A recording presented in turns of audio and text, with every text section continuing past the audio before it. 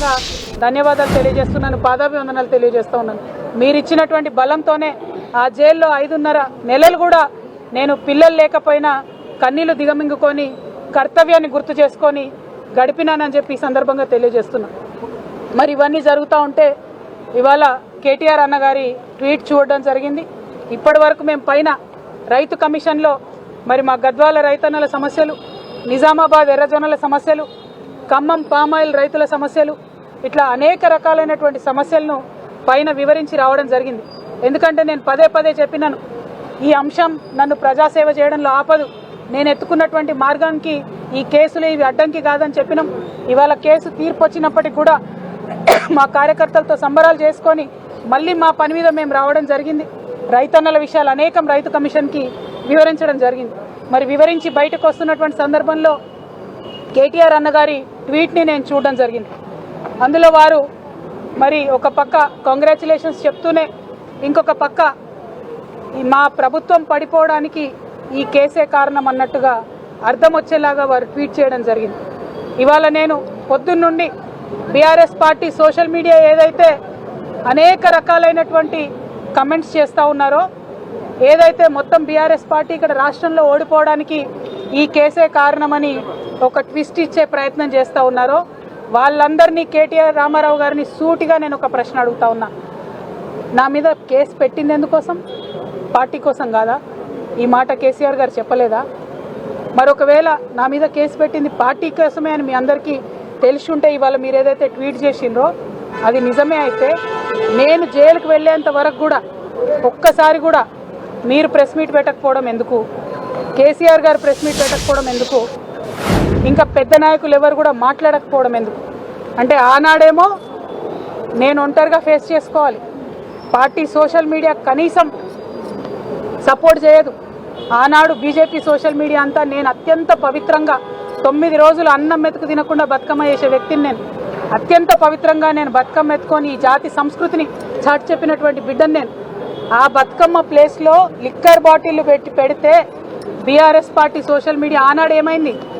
మీరు ఆనాడే ఎదుర్కొని ఉంటే ఈ గతి పట్టేదా బీఆర్ఎస్ పార్టీకి? బీఆర్ఎస్ పార్టీ అసెంబ్లీ ఎన్నికల్లో ఓడిపోవడానికి నేను కారణమా? ఒక్కసారి ప్రజలు కూడా రివైండ్ బటన్ దయచేసి నా కోసం ప్రెస్ చేసి ఆలోచన చేయాలి. ఆనాడు ఉన్న అంశాలు ఏంటిది? ఇండ్లు ఇవ్వలేదన్న అంశం, ఉద్యోగాలు ఇవ్వలేదన్న అంశం, దోపిడీదారులకు టికెట్లు మార్చమని ఎంతమంది మొత్తుకున్నా మార్చకుండా వాళ్ళనే మళ్ళీ ప్రజల మీద రుద్దాలనేటటువంటి చేసిన ప్రయత్నం, ఈ అంశాలు కాదా ఆనాడు చర్చలో ఉన్నాయి?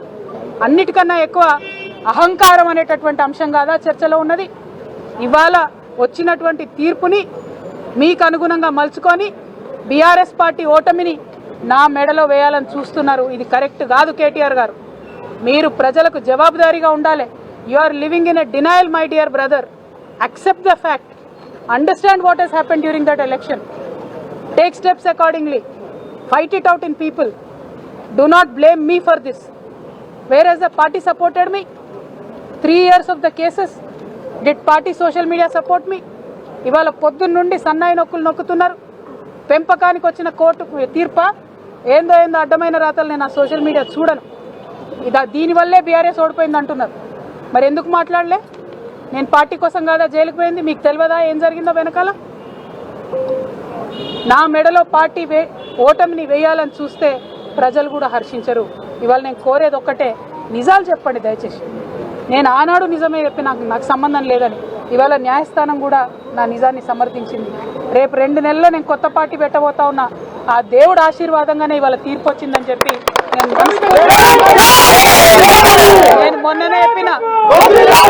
నేను మొన్ననే చెప్పిన రాజకీయం చేయాలంటే ధైర్యం ఉండాలి, ఓడిపోతే ఒప్పుకునే ధైర్యం ఉండాలి. నిజామాబాద్లో నేను ఓడిపోయినాడు ఒకటే మాట చెప్పిన, ప్రజలు ఇచ్చిన ఏ తీర్పునైనా శిరసావిస్తా అని చెప్పిన తప్పితే కారణాలు వెతకలేదు. ఇవాళ వచ్చిన తీర్పుని దీనివల్లనే ఓడిపోయిందని చెప్తున్నారు. అన్న రాసిన ట్వీట్లో, రామన్న గారు కేటీఆర్ గారు రాసిన ట్వీట్లో కేజ్రీవాల్ గారి ప్రభుత్వం ఓడిపోయిందన్నారు.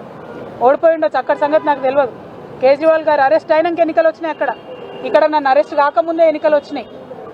మీరు ఫ్యాక్ట్స్ని ట్విస్ట్ చేసి సోషల్ మీడియాలో మాకు పెద్ద ఆర్మీ ఉంది, పేడ్ బ్యాచ్ ఉంది, నేను ఏది మాట్లాడినా నడుస్తుంది చెల్లుతుంది అనుకుంటే ఆ రోజులు పోయినాయి.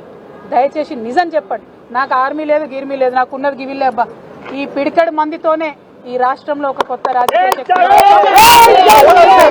ప్రజల పక్షాన నిలబడి పని చేస్తాం.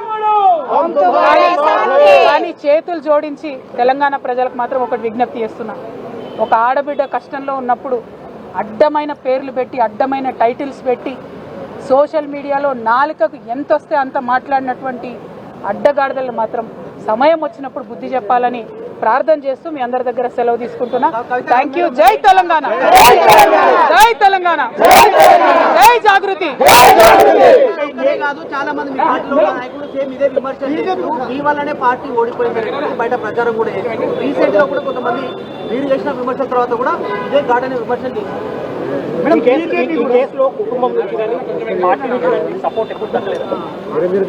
బీజేపీ కూడా కవిత బయట ఉన్న ఒకటి లోన ఉన్న ఒకటి దానివల్ల ప్రయోజనం లేదు అనేది ఒకటి.